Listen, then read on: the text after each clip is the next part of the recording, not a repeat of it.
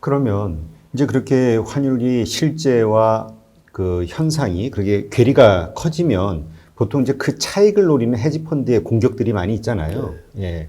그런데 왜 헤지펀드가 이런 좋은 먹잇감을 놔두고 이렇게 개입을 안 하고 있을까요?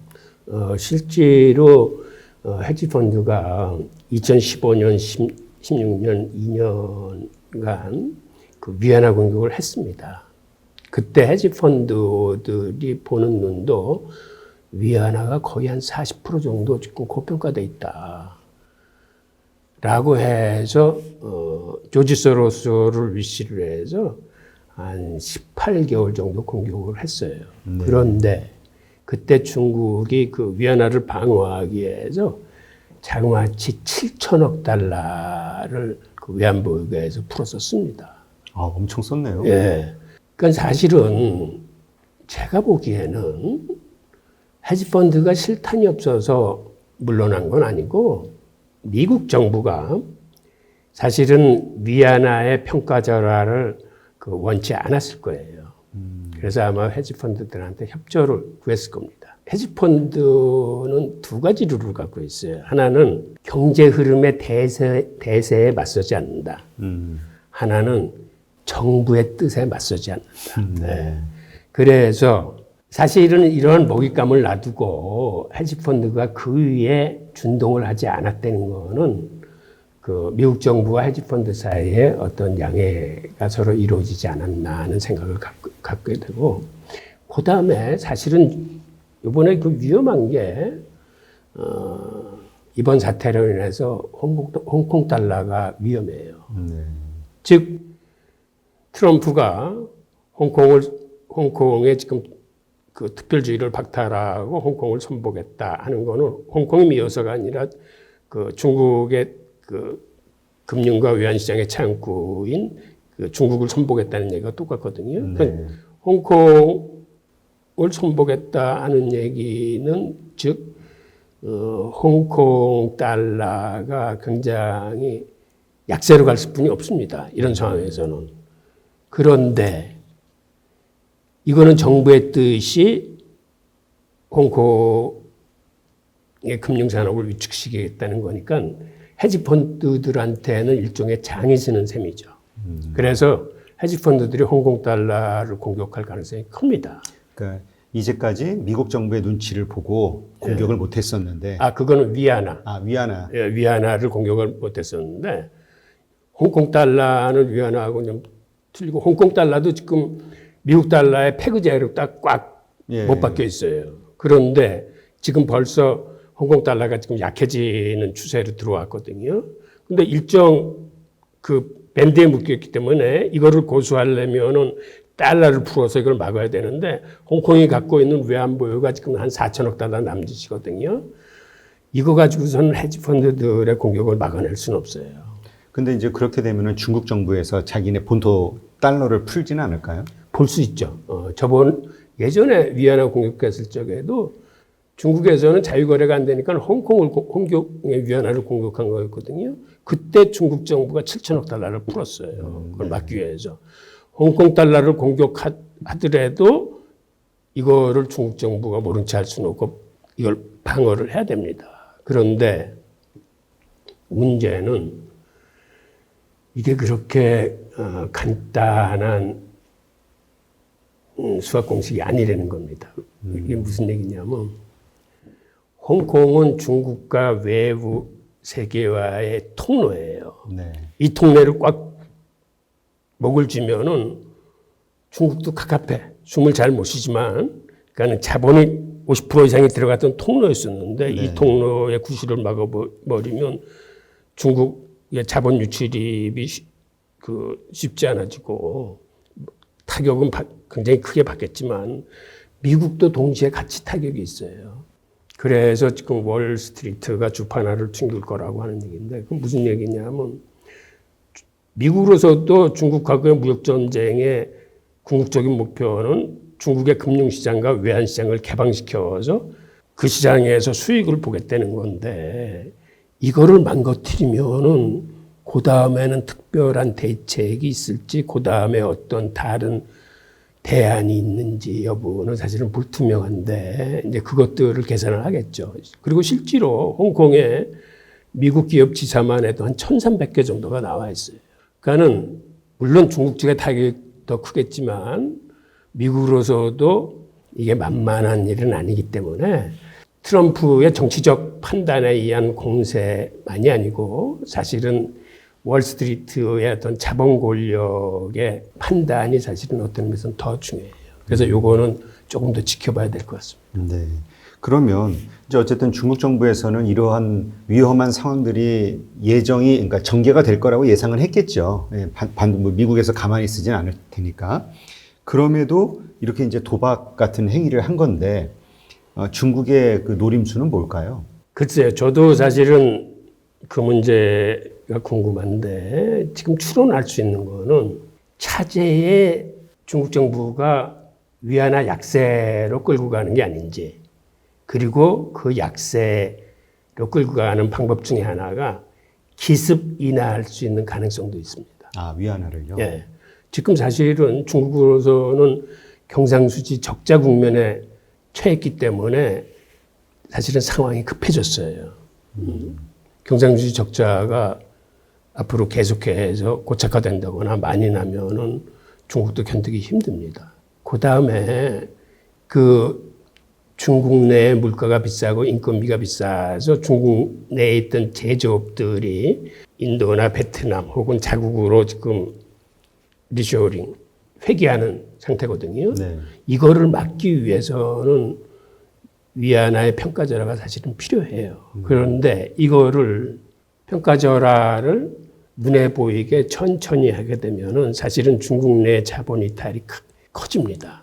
그러니까 환율이 떨어지는 걸 멍청히 보면서 그쪽에 뭐 주식 투자건 채권 투자건 어떤 직접 투자건 이렇게 앉아 있을 기업은 없거든요.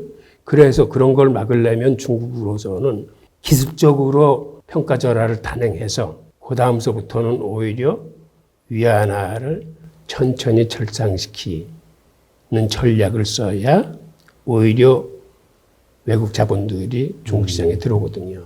그래서 그러한 의도가 숨어 있지 않느냐 하는 어떤 그런 추론을 할 수 있는 거죠. 네.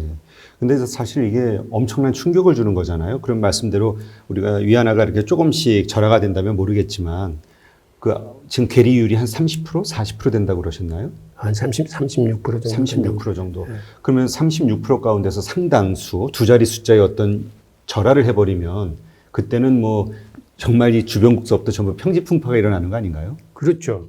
어떤 일이 사실은 벌어지나요? 실질 실효 환율뿐만 아니고 그 중국의 그 위안화가 실제로 고평가되고 있다는 거는 사실은 뭐를 보면 알 수 있냐면 그 미국과 중국의 경제 규모 대비 통화량 증가된 거를 비교하면은 그 각국 그 화폐의 가치를 가늠할 수 있는데요.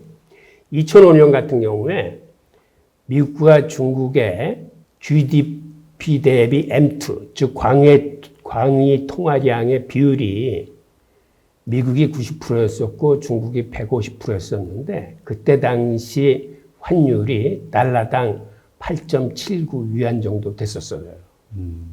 그런데 이 비율이 지난해 미국이 72%고 중국은 200%입니다. 이 얘기는 경제 규모 대비 중국의 통화량이 미국에 비해 훨씬 많이 늘어났다는 걸 의미하는 거예요. 즉, 이 얘기는 사실은 그 늘어난 것만큼 중국 위안화가 평가절하돼야 되는 거거든요.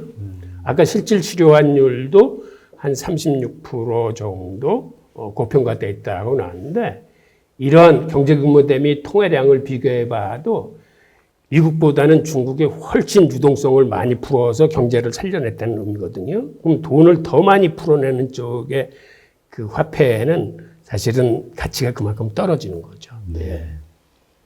그러면 이제 이게 말로만 협박하는, 그러니까 서로 공격하는 수준의 이 날카롭게 말이 오고 가고 한다 그러면은 이제 뭐 할 거야 하지만 이게 실제로 미국에서 정말 박탈을 해버리는 절차에 들어가고 이게 딱 통과가 돼버리면 중국도 이제 자기네가 막 가는 거잖아요. 그렇죠. 그럼 이제 기습 인하를 할 수도 있다라는 그러니까 그네들의 무기 중에 하나가 그렇죠. 막 가는 경우에 기습 인하를 할 수 있다는 거예요. 만약에 이런 상황이 되면 엄청난 그 일들이 벌어질 텐데 우리 이제 투자자들 혹은 뭐 정부들 이런 어떤 대처를 좀 준비해야 될까요? 예, 이게 그 두 가지를 볼 수 있는데 우선 정부는 우리 정부를 얘기하는 겁니다. 네. 우리 원화가 위안화에 연동돼 있어요, 거의. 그러니까 중국이 기습 인하를 하면은 우리 원화도 자동적으로 기습 인하가 돼버리는 겁니다. 아, 그래요? 예, 그러니까 예를 들어서 중국이 지금 7.2 위안을 어느 날 느닷없이 9위안이나 10위안으로 평가 전환을 한 30, 40% 했다. 네. 그럼 우리 돈도 30, 40% 평가 전환가 되는 거예요. 그러면 지금 1230원 정도 하던 게 느닷없이 한 30% 돼가지고 막 1700, 1800 막 가는 거예요. 그러면은 이게 굉장히 쇼크가 큽니다. 우선 이렇게 원화의 평가 전환가 극심하게 일어났을 경우에는 사실은 수출 기업한테는 유리해요. 그렇죠. 그런데 이게 수입 물가를 자극해 가지고 서민 경제한테는 급격한 물가 인상이 오기 때문에 서민들 살림에는 주름살이 큽니다.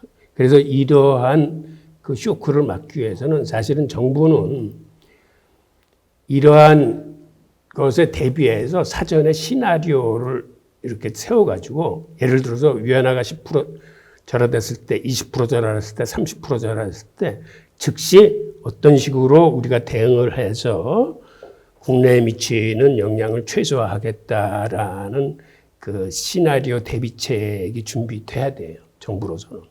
그 다음에 일반 투자자의 입장에서는 뭐 상식적으로 다 아실 테지만은 중국 표시 자산이 아닌 사실 달러 표시 자산이나 이런 쪽으로 비중을 늘려야 됩니다. 달러 보유하고 있으면 일단 그 순간 40% 수익 나는 거 아닌가요? 그렇죠. 그러니까 이게 사실은 중국 주식이나 우리 주식이 사실은 성장성이나 가능성이 있어요. 그래서 이게 함부로 얘기는 못하지만 위안화가 절하되고 있다라고 판단되는 동안에는 그러니까 위안화 표시 자산이 아닌 금이나 은이나 달러 표시 자산의 비중을 늘리는 게 맞습니다. 그러다가 어느 순간에 이제는 위안화 약세는 끝났다라고 판단이 되면 그때는 반대쪽으로 이제 비중을 늘려나가는 위안화 거죠. 쪽으로, 예. 중국 자산 쪽으로. 예. 네, 그렇군요. 그러니까 지금 말씀만 들어보면 이게 어떻게 보면 그 위기이기도 하고 기회일 수도 있겠네요. 사실 우리가 그 경제 위기 때 보면 이 환율이 올라가면서 물론 그 뭐라 그럴까요? 그 뭐 엄청난 충격도 있었지만 우리는 뭐 수출기업이 많다 보니까 사실은 더 큰 이득을 봤잖아요. 네. 그러니까 투자자분들은 이거를 위기로 보실 수도 있죠. 그러니까는 사실은 홍콩의 뭐 항생 지수나 뭐 H 지수나 뭐 이런 것이 그 ETF 보면 인버스도 있고 뭐 있거든요. 네. 그러니까는 근데 그 하여튼 판단은 잘 하셔야 돼요. 그게 홍콩 달러가 위험하다고 그랬지만 월가는 지금 또 어떻게 판단하고 있는지 몰라요. 그래서 이번에 트럼프 대통령 회견하는 거 보면 사실은 알맹이가 없어요. 그러게요. 그 전날 막 할 듯이 하다가 지금 중국하고의 1차 무역 협상도 깨지 않겠다. 그냥 가겠다. 그 다음에 주의를 박탈한다고 했지만은 그 중에서 어떤 걸 박탈할 건지 구체적으로 나와 있는 건 하나도 없고, 제가 보기에는 이 정무적인 판단보다는 월가에서 판단하는 쪽이 맞을 겁니다. 근데 월가의 판단이 지금 어느 쪽으로 가는지는 좀 더 지켜봐야 되는 거죠. 네. 근데 지금 요새 미국 국내 정치 상황이 안 좋잖아요. 지금 뭐 그 흑인 사살 사건 때문에 지금 흑인들의 폭동이 지금 막 전국에서 일어나고 있고 그 상황을 타개하기 위해서라도 이게 뭔가 이 관심을 바깥으로 돌려야 된다. 적을 밖에서 만들어야 된다라는 정치 논리상. 그래서 중국하고 진짜 싸움을 붙어야 된다라는 이야기도 나오고 있거든요.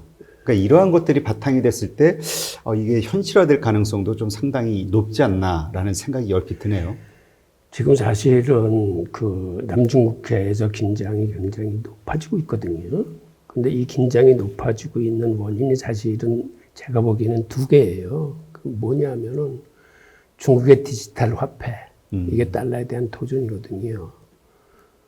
뭐 사실 지금 디지털 화폐는 중국만 하는 게 아니고 이미 프랑스도 그 EU 은행 측에다가 그 디지털 화폐 테스트 신청을 해놓은 상태고, 그 다음에 미국도 연준이 사실은 이거를 준비하고 있어요. 근데 그럼에도 중국이 먼저 선수를 친다는 거는 미국한테는 사실은 뼈아픈 겁니다. 그래서 아마 선수를 못 치게 할 거예요.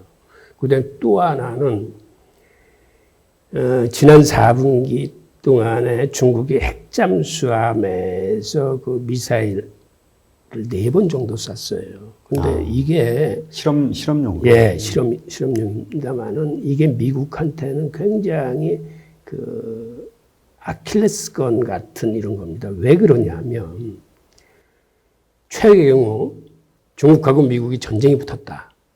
그래서 미국이 압도적인 화력으로 중국을 정복했다, 이겼다 하더라도 이 핵잠수함이라는 놈은 이건 예외입니다.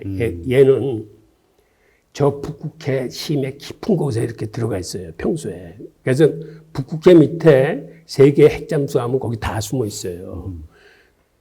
전쟁이 설사 일방적으로 진행이 돼도 이놈은 언제 어느 때 미국한테 핵을 쏠지 몰라요. 그러니까 이게 핵 억지력도 되지만은 미국으로서는 굉장히 신경 쓰이는.